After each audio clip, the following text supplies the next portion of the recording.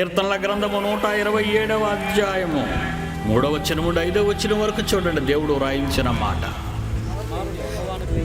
పిల్లలు మీకిచ్చే దేవుని సొత్తు అంటున్నాడు. చూడండి, ఓ తల్లి ఓ తండ్రి, బిడ్డలను దేవుడు తన సొత్తుగా మీకిచ్చాడంటున్నాడు. చూడండి,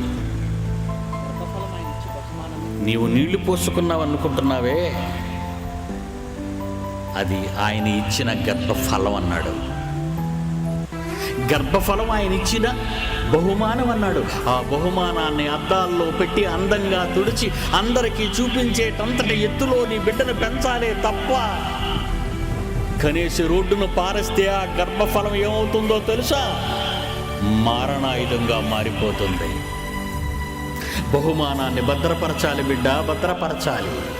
దేవుడిచ్చిన ఈ బహుమానాన్ని అద్దాలలో భద్రపరచవలసిన నీవు, నీ ఇంటికి వచ్చిన ప్రతి వారికి నీ బహుమానం యొక్క గొప్పతనమును ప్రకటించవలసిన నీవు, సమాజానికి ఉత్తమ నాయకుడిగా ఉత్తమ నాయకురాలుగా నీ బిడ్డలను తీర్చిదిద్దవలసిన నీవు, సమాజానికి నీ బిడ్డలను చూపించి దేవుని తరఫున యుద్ధం చేసే బలాఢ్యులుగా తీర్చిదిద్దవలసిన నీవు, ఈ పాప కోపంలో, ఈ పాపపు ప్రపంచంలో తప్పుడు అలవాట్లకు